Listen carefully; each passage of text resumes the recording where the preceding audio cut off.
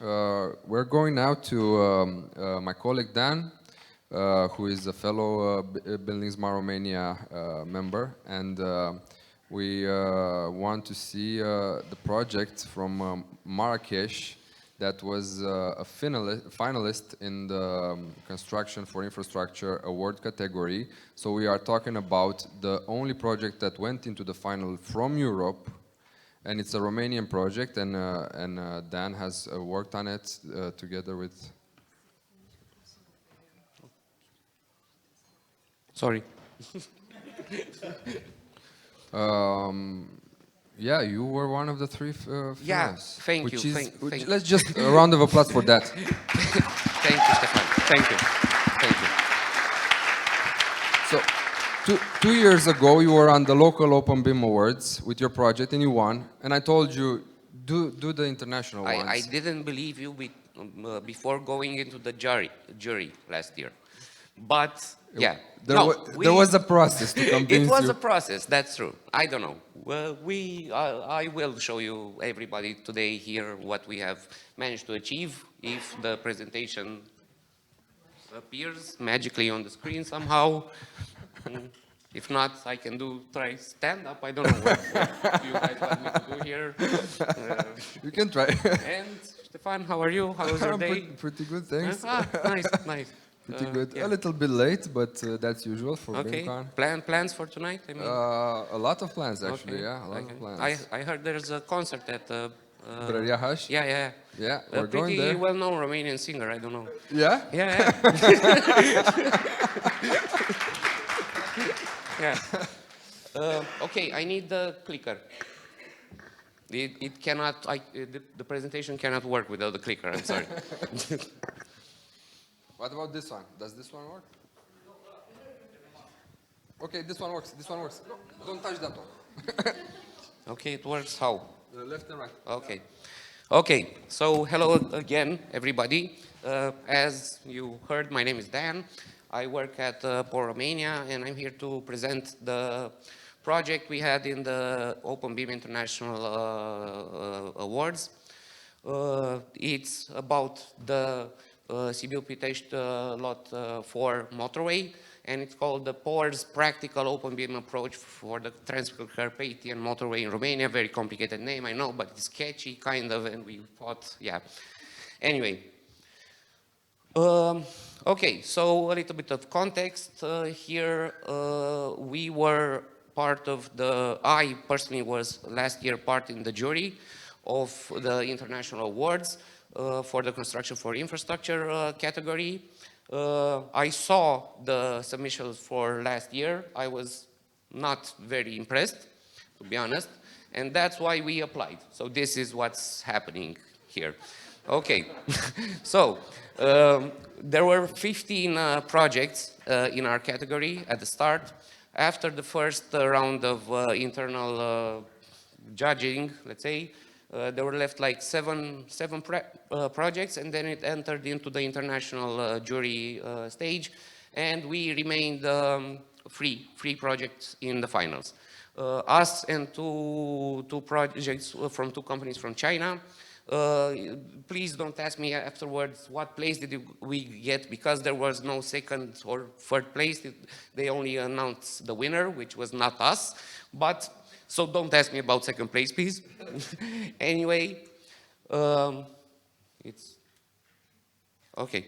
Okay, a little bit about the project itself. I mean, I've already presented this multiple times in other conferences, also in BIMcon, but we are talking about the Sibiu Pitești Lot 4 motorway. Yeah, it's basically a 10-kilometer motorway project near Curtea de Argeș, where we have 12 structures, bridges, viaducts, passages, the first twin motorway tunnel in Romania, which is 1.3 kilometers, and a lot of very complicated earthworks. This is like a basis for the project, but I want to go into the BIM aspect of it. But first, I want to showcase our team. This is not our complete team. These are the people and my colleagues which we were in Morocco, in Marrakesh. But the team is much more complex and the project is much more complex than this. I have to acknowledge, of course, my colleagues in the innovation department, who are also some of them here, which helped us a lot in this process. Also, the people on site. This would have been impossible without the actual people on site, because at the end of the day, what are we doing here? The scope, the purpose is to build better, to build smarter. I just thought of that. Okay, so of course the people on site and also the building smart community. Thank you, Stefan. Thank you, Catherine. Thank you, everybody, for supporting us. You were amazing. Thank you. Okay, and now let's go into the technical aspects and the use cases, because this is what I'm good at, so no more trying to do stand-up. Okay, let's start. We will present now the actual use cases we had on this project, and we are also using them right now, because the motorway is not done. Okay, so first off, modeling existing conditions. If we want to build a motorway, we need to know where it is, right? That's pretty basic. In order to achieve this, we combined LiDAR scans with total station measurements and GPS measurements, and then we combine them into a surface that is not only a surface from a drone, but it's a surface that also has like existing roads where you need much more detail to have a much, let's say, precise surface. And then in the context of open beam, because this was an open beam contest after all, we managed to export that into the new IFC 4x3 schema as a IFC geographic element. This is a little video I made in Trimble Business Center, where we can see the point cloud after the classification. Here we are removing the vegetation, the buildings and the noise, and only showing the ground points, which actually serve as the basis for the surface that has become afterwards the IFC element. Okay? Of course, one other important use case is 3D coordination. It's BIM, after all, and this is a pretty complicated kind of software ecosystem map. Basically, what we've done here in this project, this was the first project where we managed to get the actual 3D models from the designers as IFC, most of them, not all, but we did get something. And afterwards, they put it in our common data environment, Trimble Connect. And afterwards, a lot of things happened that I will try to explain in the next use cases. First of all, as I said, we did get 3D IFC files from the designers, but they were quite basic. So IFC 2x3 files with no properties, everything on the IFC building proxy class. So we did this use case that we called data migration. Basically, using a Blender BIM, which is now called Bonsai or Bonsai BIM, we took those files, we converted them to IFC4, and we added the properties we need. We added the materials. We classified them using BSDD. So we took them from scratch and made them into actual stuff we can work with, and that can actually bring value to our project. And okay, of course, after that we went one step above and translated them into the IFC 4x3 schema, adding also IFC alignments and IFC linear placement to them. So it was quite a complicated process, let's say. Okay, so, sorry. Okay. Okay, so the next step was data validation. This is where IDS comes in, because as I said, I had to manually take the old IFC files and map them to the correct classes and the correct properties. At the end, I mean, I'm only human, apparently, or who knows. But of course, we make mistakes. We all do mistakes. So that's why IDS brought a lot of value to our process, because we had to check. I did the classifications manually at the end of the day, and I didn't know, was it correct, was it not correct? So that's why... How many thousands of individual properties, attributes actually inserted? Do you remember? I really don't know. Tens of thousands, that sort of thing? It's less than 10,000, but thousands, yeah, you can... Okay. So automatically check with IDS all of Yes, that. yes, the alternative would have been to quit. to be honest here. So luckily we had ideas. So thank you, Building Smart, for creating this. Okay, and this is how this looks like. Here we created the ideas in our own internal POR application. And here is me visualizing the results. So that's a mistake, that's not great, but yeah, it happens. And this happened a lot. And luckily, because of IDS, we were able to spot them. So we consider that IDS is a very, very important tool that Building Smart has brought us.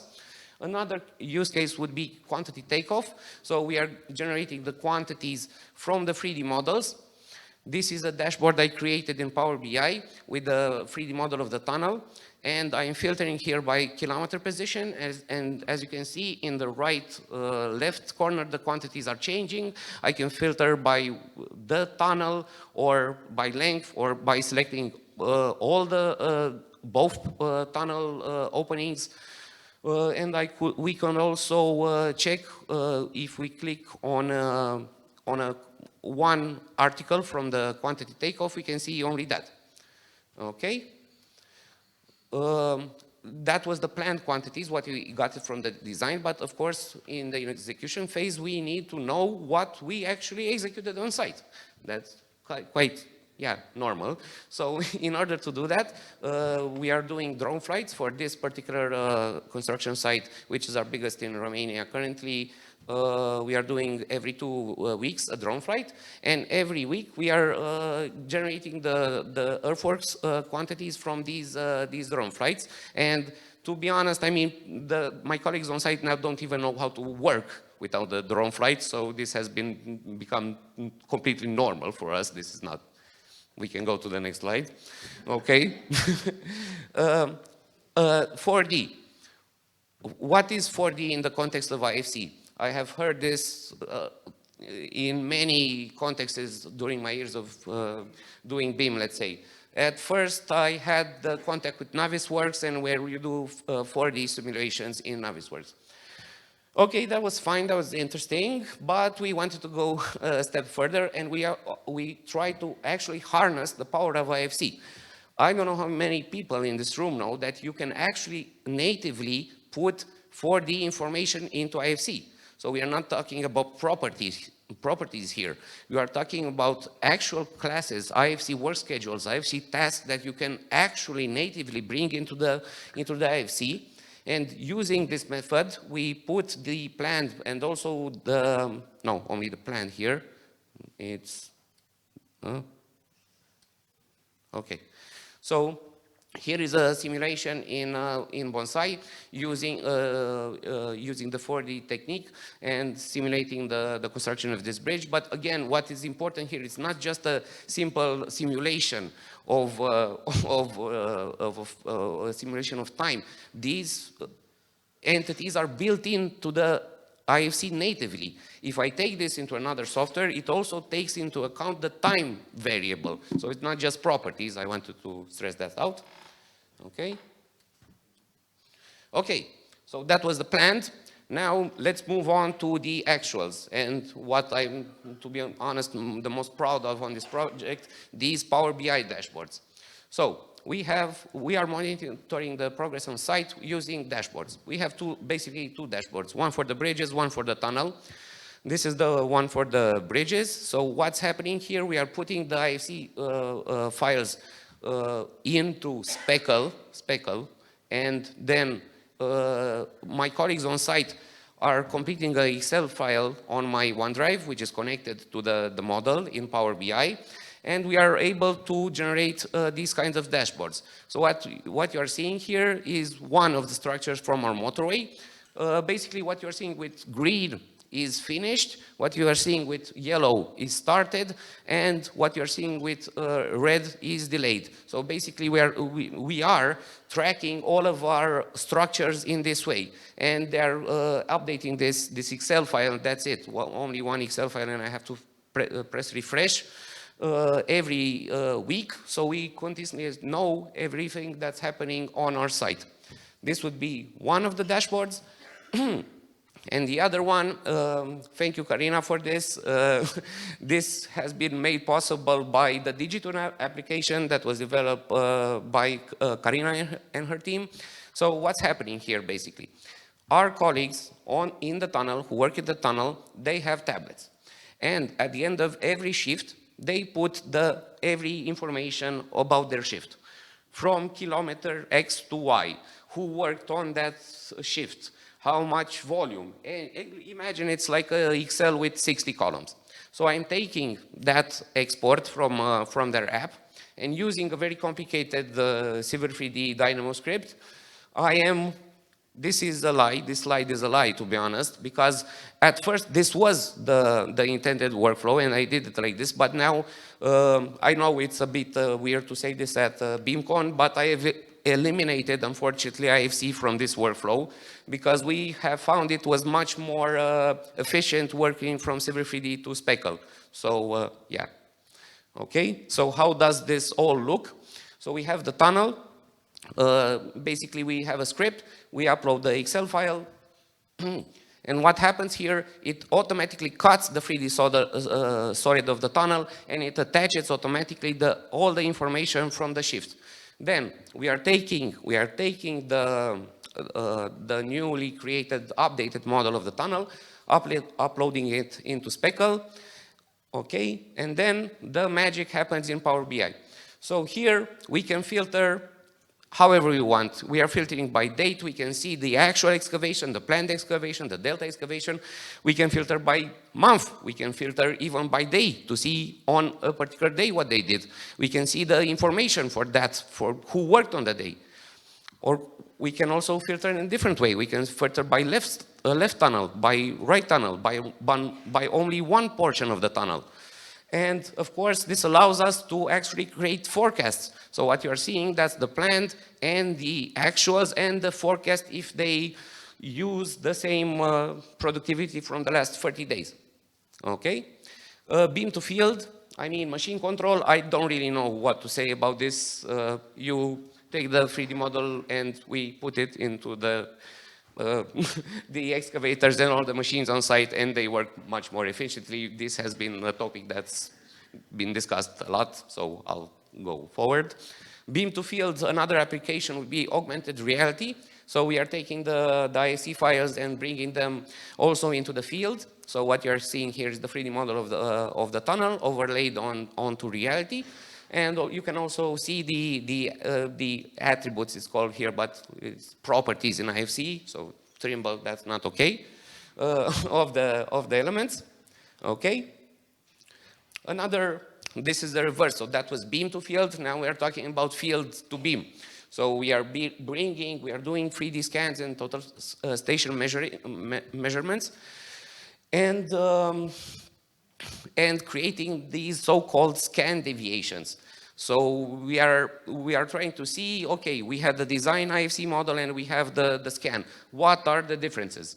And using IFC 4x3, we're taking advantage of this new P-set tolerance, which is a new addition to IFC 4x3, in order to map the precision of the executed elements of the model on site. This is, in my opinion, easier to do than to remodel the whole thing. We can do the as-built within the property set that the ISC schema already allows.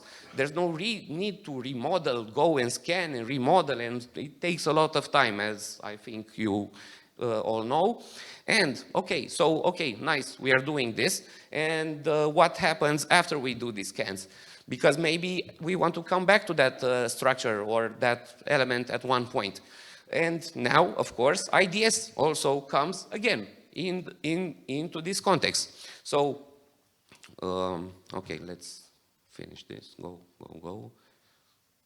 Okay, so now that we have put the property set within the element, we are creating an IDS file that checks only the tolerances. So in doing that, we are able to see which of the elements of the model have tolerances that exceed the normal expected tolerances.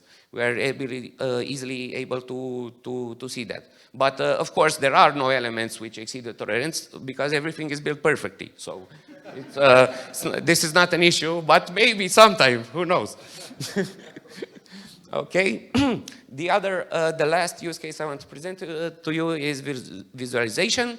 When I say this, I mean taking the IFC files and exporting them as FBX, going into Twinmotion for the rendering, and then, of course, going a step above and going into Unreal Engine. I know, Stefan, I promised, maybe next year we'll see. The plan would be to put at one point Stefan actually into this model to make a 3D model of him, but yeah, I was sorry, I was in Morocco, I was busy.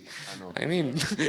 I know. The problem was you couldn't find the template for my boldness. Yeah, you have... So I looked strange because of maybe that. they did some updates. I don't know.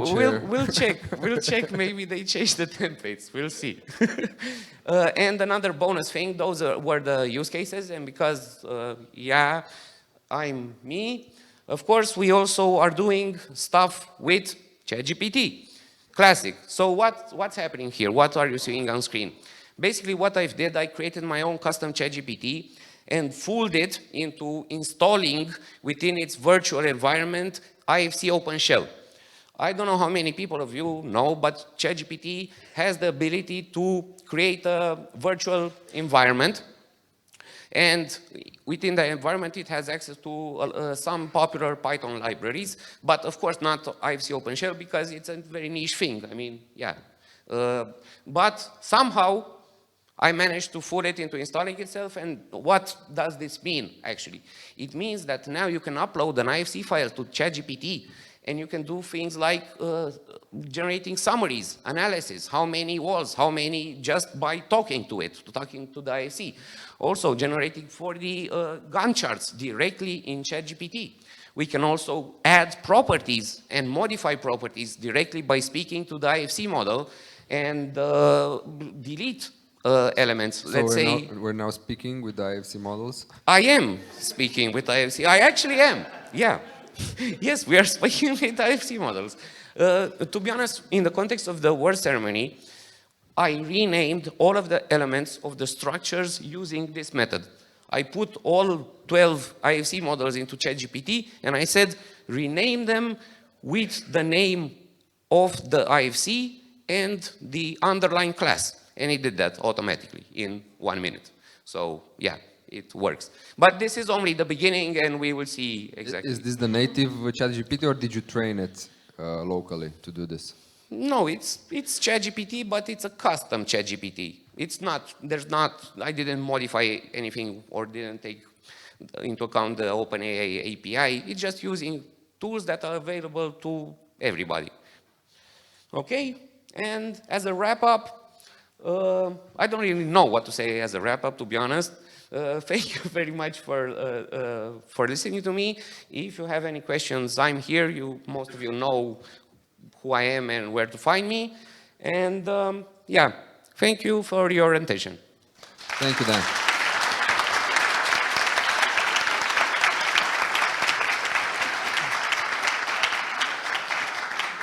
Amazing presentation, and I'm sure if this construction thing doesn't work out, stand-up is gonna be your your new gig. I'm trying. I don't know.